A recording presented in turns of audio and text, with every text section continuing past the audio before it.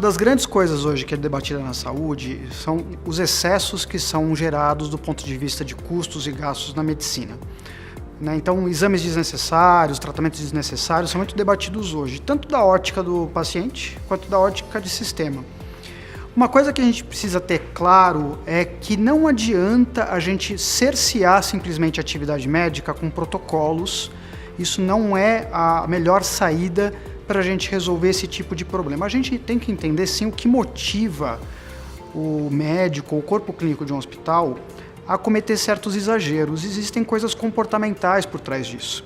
Existem motivações que essas sim têm que ser tratadas. A gente está falando de situações aí que são evidenciadas até em estudos que vão desde medo de processo, né? O médico, por medo de um processo, acaba pedindo um exame a mais, indicando um tratamento a mais, ou seja, ele faz algo exagerado com medo de ser processado por uma possível negligência.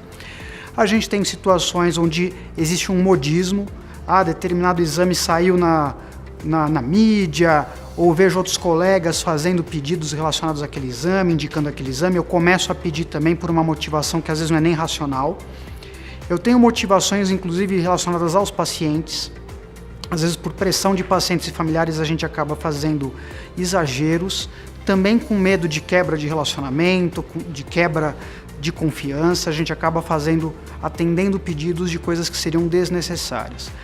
Então, acho que hoje o grande mindset é a gente focar não simplesmente em criar regras para inibir determinados procedimentos ou determinados exames de serem realizados, mas entender as causas por trás. Tratando essas causas, muito provavelmente a gente vai continuar num caminho de diminuir os excessos sem necessariamente ter que bater de frente com a criação de regras que muitas vezes acabam sendo burladas, porque as verdadeiras causas por trás dos excessos de exames e terapias não estão sendo tratadas.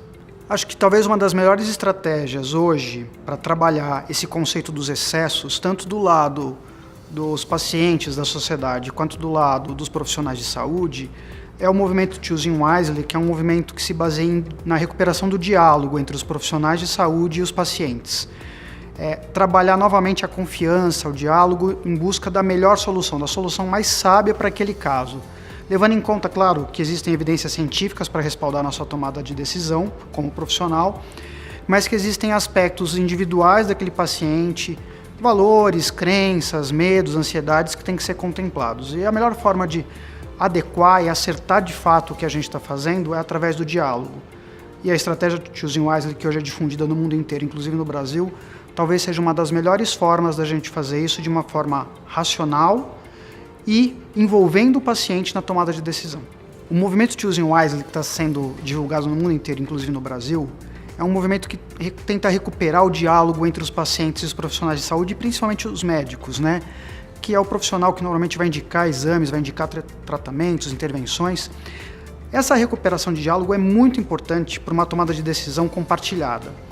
Só que como a gente está falando de um diálogo, a gente também tem que estimular o paciente a fazer as perguntas certas para o seu médico, né? A gente sabe que a disponibilidade da informação acaba induzindo muito ao erro, inclusive na percepção do paciente.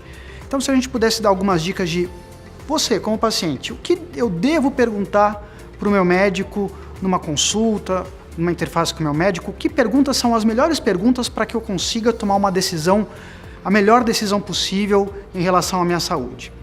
A primeira pergunta que a gente deve fazer para o médico, diante de qualquer tomada de decisão, é: esse exame, esse tratamento, essa intervenção que está sendo proposta, eu preciso mesmo disso?